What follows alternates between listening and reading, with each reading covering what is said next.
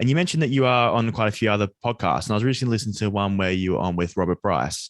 And there was a really interesting quote that you said, and I think it sort of stuck with me. And it was, if you speed head on into the wall of physics, you're going to crash, and we're going to do that.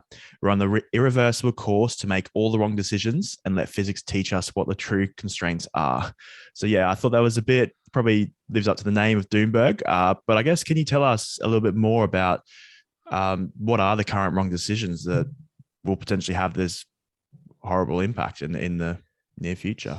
So one of the themes that percolates through, I'd say at least 2/3 of our pieces, is this whole concept that energy is life, and that quite literally, your standard of living is defined by how much heat you get to waste.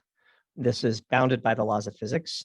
Disorder is spontaneous. The universe is always trending towards more highly ordered states, and highly disordered states, and humans are an entirely very orderly species. And so in order to just maintain your current position, you need a steady stream of energy coming in, because the universe is always dissipating.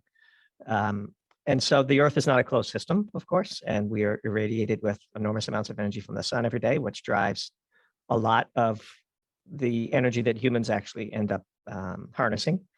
But having said that, there's just no question that 85% of the global energy harnessed today by humans is in the form of fossil fuels, and it takes energy to create energy. So the way we think of, let's imagine like solar, it takes 5 years for the energy that you put into creating a solar farm to pay itself back. And so if you want to convert 1% of your energy to solar, you have to use 5% of that year's energy to do it.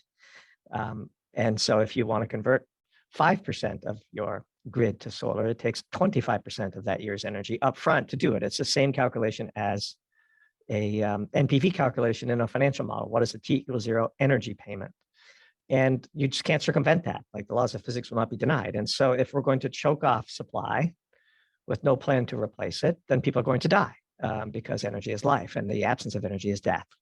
Now, who dies and the manner in which they die they're interesting, but you cannot circumvent the fact that if you require a certain amount of energy to maintain the global standard of living that we're accustomed to, and you remove energy from that equation with no realistic plan to replace it, then you will see what we've seen, which is food riots, and wars, and so on. And so there's no circumventing, there's no perpetual energy machine.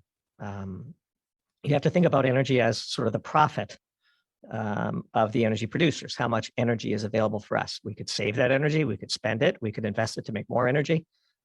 Currency is just overlaid on top of energy. And the objective of currency is to make our energy transactions more efficient and hopefully more equitable. But energy is the real currency, because energy is life. And so that is the key theme of our energy analysis. And we're comforted by the fact that we have the laws of physics on our side. It's not opinion. This is just can be deduced from the basic laws of physics.